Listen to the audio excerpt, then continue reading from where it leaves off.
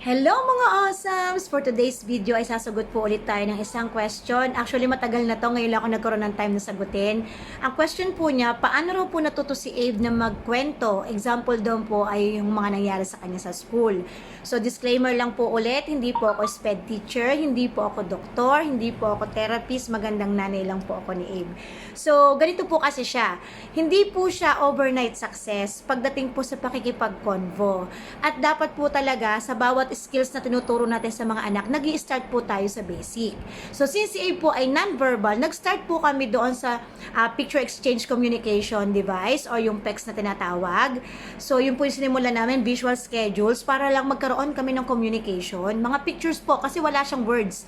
And then nung may words na, yan na, nag-scaffolding na kami ng mga activities, ibig sabihin, nagle-level up na kami kasi somehow, natatarget po niya, then WH questions. Pag darating siya, mandatory yon na parang, "Hi, Abe, welcome home. What happened to the school?" Ganyan. "How are you? How's your school?" Ganyan. Syempre, hindi agad siya maayos na sentence. Minsan nga, sabi ko nga sa inyo, parang kami nagsha-charades mag-ina. Pero, prompted, mas marami akong imek kaysa sa kanya. Then, hinuhulaan ko kung ano yung kinukwento niya. Pag hindi na niya kayang express, pinapadrawing ko sa kanya. Then, we talk about it. Or, halimbawa na may output siya sa school, tinatanong ko siya, halimbawa, ito. Wow, what's this? O, halimbawa may volcano dyan, o may mountain.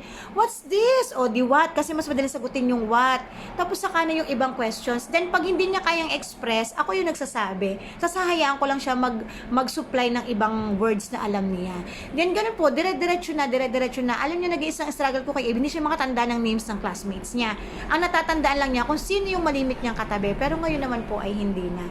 So, yun po, hindi po to, pag nag-target ka ngayon ay weeks may nakukuha na, hindi po, kumbaga years.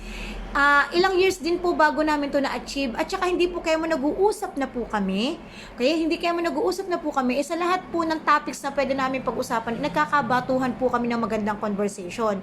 Hindi rin po grammatically correct. Sabi nga po, ang dapat po ninyong tatandaan pag nakikipag-usap kayo sa inyong kid na may special needs, dapat po ay short, simple, at madali pong maintindihan. Huwag niyo masyado maraming palapalabo kasi mas mahihirapan na po silang iproseso ito.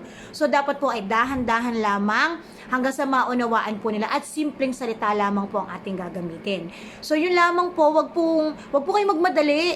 Take time, hayaan nyo, i-enjoy nyo, at saka dapat mas more on engage sa activities para mas mapalabas po natin yung salita galing sa kanila. At hindi po persahan ang pakikipag-usap o ang paghingi ng salita galing sa kanila, lalo po silang tatabangan makipag-usap sa atin. So, yun lamang po. Bye!